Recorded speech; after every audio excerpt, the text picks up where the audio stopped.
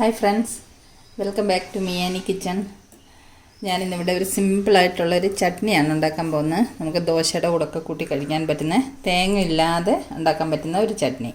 അതിന് ഞാനിവിടെ 2 തക്കാളി എടുത്ത് വെച്ചിട്ടുണ്ട്, 2 സവാള എടുത്ത് വെച്ചിട്ടുണ്ട്, ഒരു 8-10 അല്ലി വെളുത്തുള്ളി, കുറച്ച് പുളി, സാമ്പാറിലൊക്കെ ഇടുന്ന പുളി.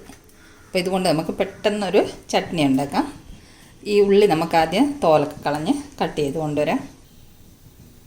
ഉള്ളിയൊക്കെ തോല് കളഞ്ഞ് ഒരു ഉള്ളി 2ആയിട്ട് കട്ട് ചെയ്ത് വെച്ചിട്ടുണ്ട്. അതുപോലെ ടൊമാറ്റോയും ഓരോ ടൊമാറ്റോയും 2ആയിട്ട് കട്ട് ചെയ്ത് വെച്ചിട്ടുണ്ട്. ഇനി നമുക്ക് ചട്നി തയ്യാറാക്കാം. ഒരു ചെറിയ കുക്കർ അടുപ്പത്ത് വെച്ചിട്ടുണ്ട്. കുക്കർ ചൂടായി.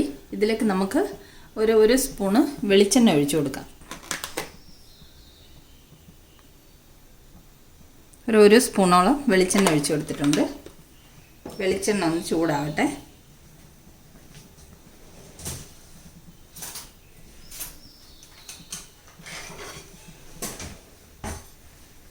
വെളിച്ചെണ്ണ ചൂടായി.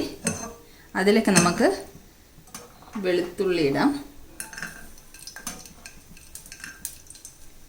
പുളി, ഈ ടൊമാറ്റോയും ഉള്ളിയെല്ലാം കട്ട് ചെയ്ത് വെച്ചേക്കുന്ന എല്ലാം ഇട്ട് കൊടുക്കാം.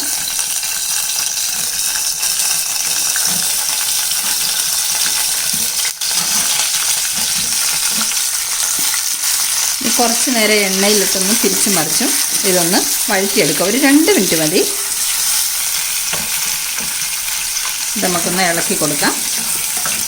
ചെറുതായിട്ടൊന്ന് ഉള്ളി തക്കാളിയൊക്കെ ഒന്ന് വാടി വരുന്നവരെ ഒരു 2 മിനിറ്റ് എണ്ണയിലിട്ട് നമുക്കൊന്ന് ഇളക്കി കൊടുക്കാം. ഇതിലേക്ക് നമുക്ക് എരിവിനാവശ്യമായിട്ടുള്ള മുളക് പൊടി ചേർത്ത് കൊടുക്കാം.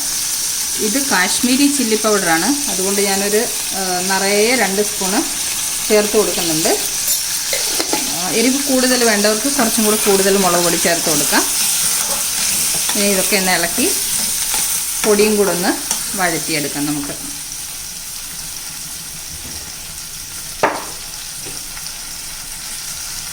ഇനി ഇതിലേക്ക് നമുക്ക് ആവശ്യത്തിനുള്ള ഉപ്പിട്ട് കൊടുക്കാം.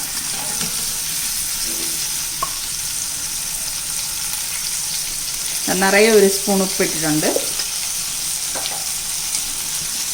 ഉപ്പും മുളക് പൊടി എല്ലാം കൂടെ ഒന്ന് ഇളക്കി മിക്സ് ചെയ്ത് കൊടുക്കാം.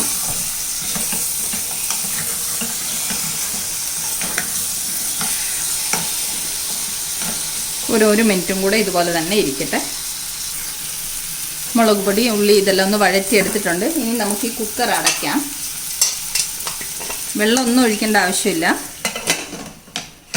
കുക്കർ അടച്ചിട്ട് വിസിൽ വെക്കാം. നമുക്ക് ഒരു വിസിൽ വരുന്നവരെ ഇത് അടുപ്പത്തിരിക്കട്ടെ. ഒരു വിസിൽ വരുമ്പോൾ നമുക്ക് ഫ്ലെയിം ഓഫ് ചെയ്യാം. ഒരു വിസിൽ പോയിട്ടുണ്ട്. നമുക്ക് ഫ്ലെയിം ഓഫ് ചെയ്യാം. ഇനി കുക്കർ തണുത്തതിന് ശേഷം നമുക്ക് തുറന്നെടുക്കാം. കുക്കർ തണുത്തിട്ടുണ്ട്. നമുക്ക് കുക്കർ തുറന്ന് നോക്കാം. നമ്മുടെ ഉള്ളി ടൊമാറ്റോ ഒക്കെ വെന്ത് വന്നിട്ടുണ്ട്. ഇതിനെ ഇനി നമുക്കൊന്ന് തണുക്കാൻ വേണ്ടി വെക്കാം. നമുക്കിനി ചട്നി അരച്ചു കൊണ്ടുവരാം. നമുക്ക് ഈ ടൊമാറ്റോയുടെ മുകളിലെ തോല് ഇതുപോലെ ഇളക്കി കളയാം.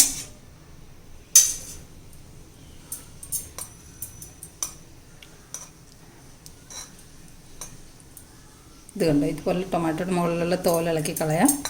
എന്നിട്ട് ഇതെല്ലാം നമുക്ക് മിക്സിയുടെ ജാറിലേക്ക് ഇട്ട് കൊടുക്കാം.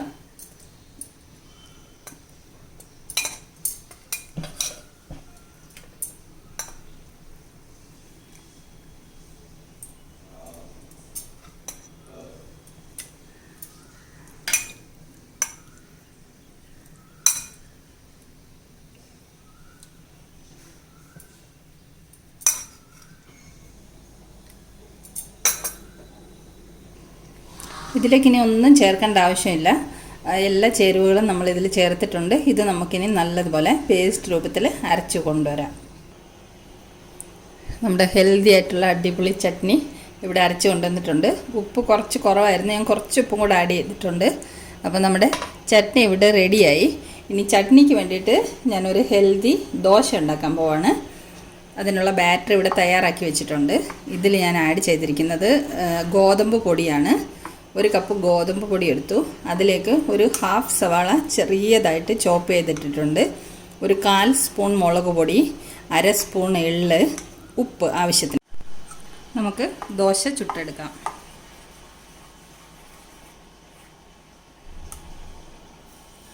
തവ ചൂടായിട്ടുണ്ട്. പിന്നെ ഒരു തവി മാവ് ഒഴിച്ചു കൊടുത്തു. നമുക്കിഷ്ടമുള്ള വലിപ്പത്തിൽ ഇത് ചുട്ടെടുക്കാം. ചെറുതായിട്ടോ വലുതായിട്ടോ എങ്ങനെ വേണമെങ്കിലും ചുട്ടെടുക്കാം.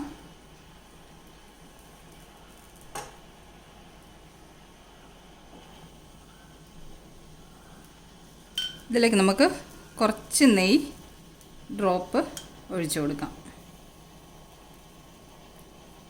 സൈഡിലും 1-2 ഡ്രോപ്പ് ഒഴിച്ചു കൊടുക്കാം. മിഡിലും ഒഴിച്ചു കൊടുക്കാം. ഒരു വശം വെന്ത് കഴിയുമ്പോൾ നമുക്കിത് മറിച്ചിടാം. ഒരു സൈഡ് വെന്ത് കഴിഞ്ഞപ്പോൾ ഞാൻ ദോശ മറിച്ചിട്ടിട്ടുണ്ട്. ഇതിൽ ഒരു ചേരുവയും കൂടെ ആഡ് ചെയ്തിട്ടുണ്ടായിരുന്നു, അത് പറയാൻ വിട്ടുപോയി. 2 സ്പൂൺ തൈരും കൂടെ ഞാൻ ഈ ബാറ്ററിൽ ആഡ് ചെയ്തിട്ടുണ്ട്. അപ്പോൾ 2 വശം കൂടെ വെന്ത് കഴിയുമ്പോൾ നമുക്ക് ഈ ദോശ എടുത്ത് മാറ്റിയിട്ട് അടുത്ത ദോശയ്ക്കുള്ള മാവ് ഒഴിച്ചു കൊടുക്കാം. നമ്മുടെ ദോശയുടെ 2 വശം വെന്ത് വന്നിട്ടുണ്ട്.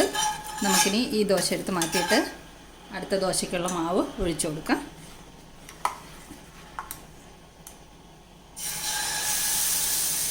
ഇതിൽ ഞാൻ കുറച്ച് 1.5 തവി മാവോളം ഒഴിക്കുന്നുണ്ട്. ഇത് നമുക്ക് കുറച്ച് വലുതാക്കിയിട്ട് ചുട്ടെടുക്കാം. പരത്തി കൊടുക്കാം.